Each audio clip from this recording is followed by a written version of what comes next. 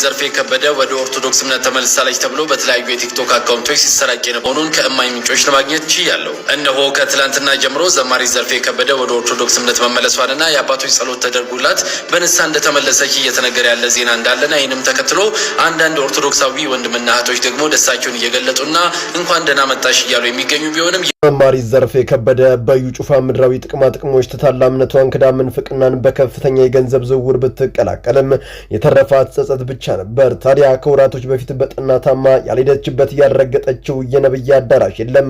ግን ከሞንታርቦ ድምጻቸው ጆሮዋን ከመቅደል ውጪ ምንም ጠብ ያለ ነገር አልነበረም። በኋላም በቤተሰቦቿ ምክር ሰሚነሽ ሄዳ ከህመሟ መፈወሷ የተረጋገጠ ሲሆን በኢሳቢያም የከዳቻትን ኦርቶዶክስን ይቅርታ ጠይቃ ልትመለስ መሆኑ በአሁኑ ሰዓት የሶሻል ሚዲያውን ትኩረት ስቧል። ለመሆኑ ምንድነው የተፈጠረው? መረጃዎችን አጋራችኋለሁ። ቁጭ ነው አንዳንድ ወይኔ ይላል። ከዛ ወጥቼ እንደዛውኝ ወጥቼ መከራዬን አይቼ ዘማሪ ዘርፌ ከበደ ወደ ኦርቶዶክስ እምነት ተመልሳለች። ሰው ሄደ ኦርቶዶክስ መሰረቷ ክርስቶስ ነው ላትናወጥ ባለቱ ላይ ተመስርታለች። ነገሩ ግን እንዲህ ነው። ከወራት በፊት ዘማሪ ዘርፌ ከበደ በጠና ታማ እንደነበረ በዚያም በርካታ ሐሰተኛ ነቢያቶች እየተቀያየሩ ቢጸልዩላትም ከጮታቸው የጆሮ ህመምን ጨመረች እንጂ አንዳች ነገርን አላተረፈችም። በኋላም በቤተሰቦቿ ምክር ወደ ሰሚነሽ አቅንታ ከደዌዋም ተፈውሷ ድምጿን አጥፍታ ወደ ቤቷ ልትገባ ችላለች። በኢሳቢያም ዘርፌ ነብዩ ነው የምታገለግልበት የሲኤምሲ የተባበሩት ፀሐይ ሪል ስቴት አካባቢ የሚገኘው አዳራሽ ዝግ ሆኖ እንዳሳለፈ መረጃዎች ያሳያሉ። ታዲያ ይህንን ተከትሎም ዘማሪዋ በጸጸት ውስጥ እንደምትገኝና የሐሰት ስራው ምንም ፋይናንሻል ቢጠቅምም ፍጻሜው ግን የማያምር መንገዱም የተነዋወጸ ነው ስትል ገልጸዋለች። ታዲያ ከዚህ ንግግሯ በኋላም በይፋ ተመልሻለሁ ባትልም ባለችበት ህይወት ደስታ፣ ሰላም፣ ጤና እንደራቃት አሳውቃለች።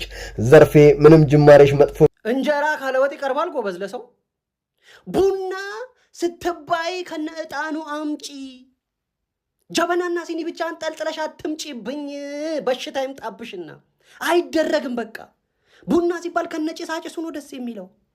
ሮጠሽ ታመጫለሽ ሲኒና ጀበና። ጭሱሳ ዕጣኑስ አምጪው እሱንም አንድ ላይ ውቃቢ ያለብህ ወይ ምንም ይኑርብኝ በቃ ከነ ጭሳጭሱ አምጪልኝ ነው። ይሄንንም ትምህርት ለመስጠት ሰው መገደል አለበት? በጣም ጉዳይ ተጋደሉ ተብሎ ዜና መሰራት አለበት እንዴ? ኧረ ተው። ጀነኑ ጀነኑ አይ ጀነኑ ጀነኑ አይ ጀነኑ ነው ዘፈን ነው። ለምሳሌ እኮ የቲክቶክ ትሬንዱ ነው። ሌላ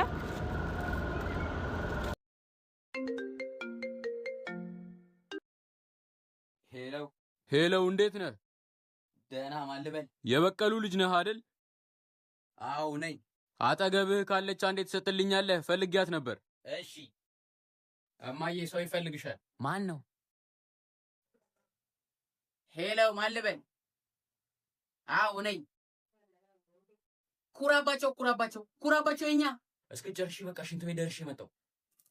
ወይኔ እኔ አፈር ልብላ። እንዴት ነህ? ታዲያ ህይወት እንዴት ነው? አገባህ? አረ እማዬ ቆየሽ እኮ እንዴ። ሁለት ልጅ ጎብዘሃላ?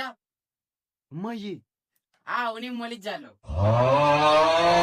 አዎ ባሌ ይሰራል፣ እኔ ቤት እመቤት ነኝ። ሁለት ከብቶች አሉ፣ እነሱን እረኝነት ነው።